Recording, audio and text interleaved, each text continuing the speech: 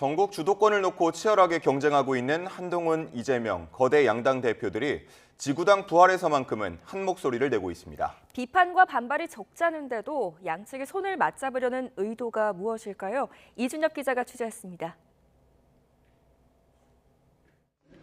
지난 1일 여야 대표회담에서 국민의힘 한동훈, 민주당 이재명 대표가 이견이 가장 적다고 입을 모은 사안은 지구당 부활이었습니다.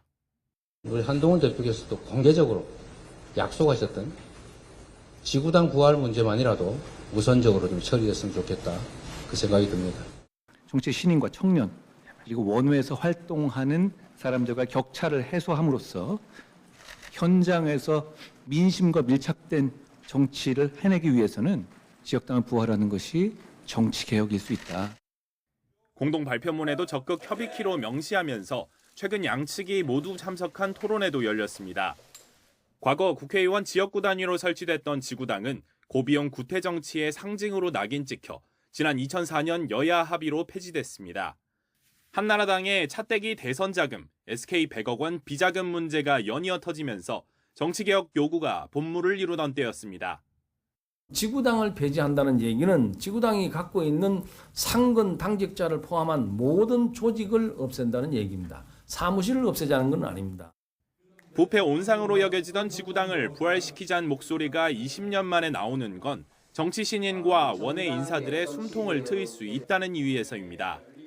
현행법상 원외 인사는 후원금 모금은 물론 현수막조차 걸 수 없다 보니 정치 진입 장벽이 높은 데다 지구당을 선관위와 중앙당 감시 아래 두면 투명성도 높일 수 있을 거란 취지입니다. 지구당이 없는 동안에 폐지된 동안에 우리가 돈 안 드는 정치에 많이 익숙해져 있습니다. 그래서 이제는 지역당을 풀어주는 게 오히려 개혁이다. 한동훈, 이재명 두 대표 입장에서도 지구당은 원외 인사들의 지지를 끌어안을 수 있다는 측면에서 이해관계가 맞아떨어졌다는 분석입니다. 원내 기반이 취약한 한 대표는 특히 지난 총선에서 대거 낙선한 수도권 원외 당협위원장들의 지지를 모을 수 있고 당원 중심주의를 앞세워온 이 대표로서도 당 장악력을 더 공고히 하면서 대선까지 영남 지역 등 험지 진출에 교두보를 마련할 수 있습니다. 결국 지구당 부활은 차기 대권과 맞닿아 있다는 겁니다.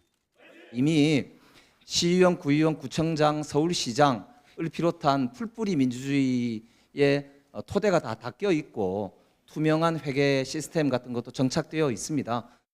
하지만 과거 지구당 폐지를 이끈 오세훈법의 당사자 오세훈 현 서울시장을 비롯해 반대 의견을 내는 목소리도 적지 않습니다. 어떤 명분을 붙여도 돈 정치와 제왕적 대표제를 강화하는 거라며 당장은 괜찮아도 장기적으로 구태 정치가 부활할 거란 우려입니다. 어차피 민생과는 관련 없는 얘기고요.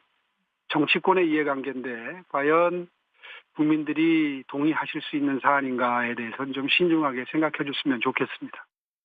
지구당, 다시 말해 정치인들이 유권자를 만나는 풀뿌리 공간 자체가 문제인지 아니면 운영 방식이 문제인지는 따져볼 일입니다.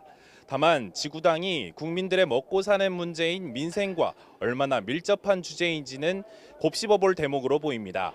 YTN 이준엽입니다.